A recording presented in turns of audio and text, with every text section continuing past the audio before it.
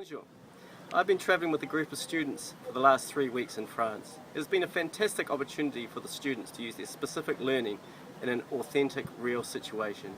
The time away from school has given me a chance to reflect on the nature of teaching and learning, and I've talked to a number of the students about their schooling experience, which has given further insight. I will use some of their student voice as well as my own thoughts to discuss 3 emerging trends in teaching and learning, of which I am very excited.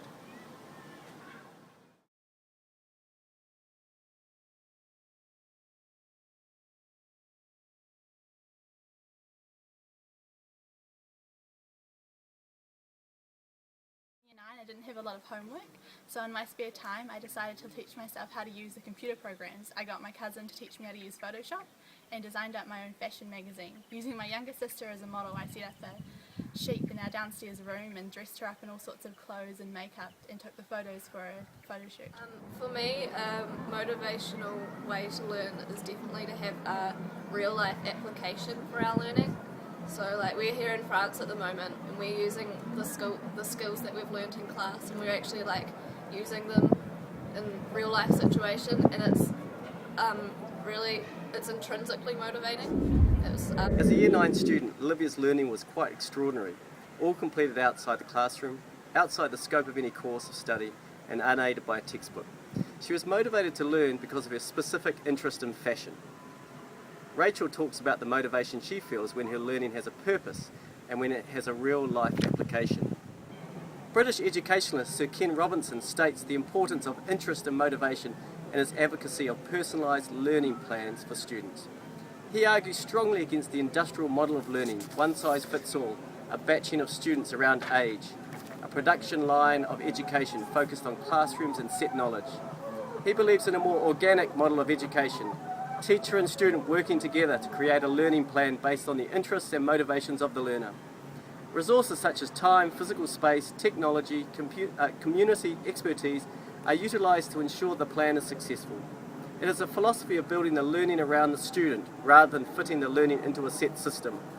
This type of learning is exciting and already happening in areas of schooling, although not widely used. Our own Learning Support Department maps out individual education plans or IEPs for students with challenges. Unlimited Discovery School in Christchurch holds an IEP for every student, including parents in the discussion. Students attending Albany Senior High School in Auckland choose an area of interest to engage in deeper study, which are called impact projects. Assigned mentors work with students to help guide their planning and direct them to community assistance if required. I'm excited at the first signs of personalised learning plans and feel that this area will become more common in the coming decade, increasing the motivation and satisfaction students feel around their learning.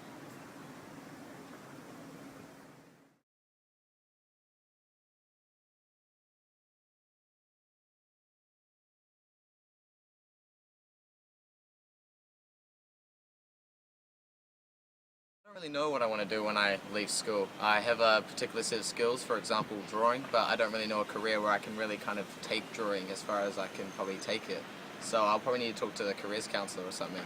A bright student who achieves well at school. However, like many students in the senior school, he is unsure how his particular interests or skills can translate into a career. We are fortunate to have key staff in the careers department who can assist students with future career planning.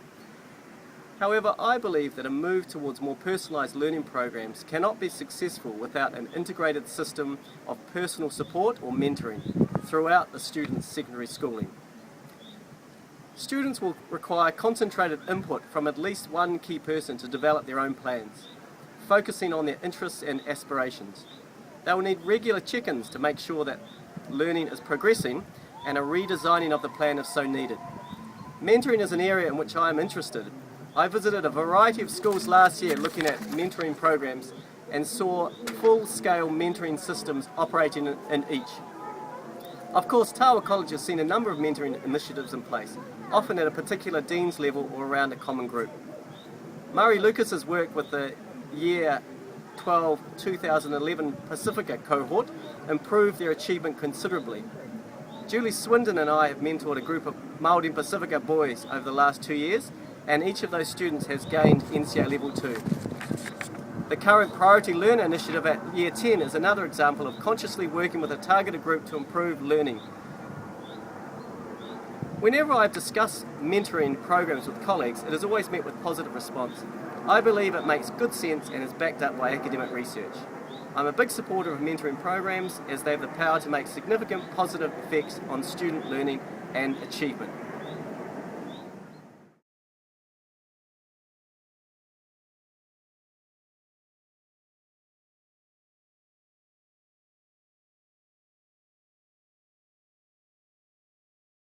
So what does a system of personalised learning and an emphasis on mentoring mean for the hard grafting professional classroom educator?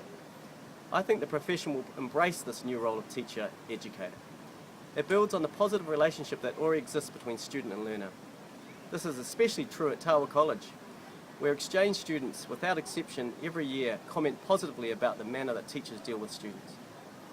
In the future, this relationship will be crucial when building the necessary connections to support student learning. Teachers will continue to connect with communities to foster learning opportunities outside the school. We will also connect on a more regular and timely fashion with whānau and include them more in their child's learning progress. School website parent portals will allow parents up-to-date information on student progress, and they will be involved in setting learning plans with their children. Teachers will also connect with students in a more focused manner. I believe there will be a continued move away from teacher-driven learning, not purely student-centred learning, but a collaboration between student and teacher, working together to build knowledge and skills. Finally, teachers will continue to be good reflective practitioners. They're ready to give quality feedback and continue to enjoy the challenge of learning. Personally, I've enjoyed learning about the process of making this movie on my iPhone.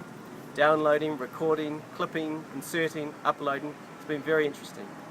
So in summary, individual learning programs, wide-scale mentoring and a redefining of the role of the teacher are three emerging trends that I see as exciting aspects of being an educator in the 21st century.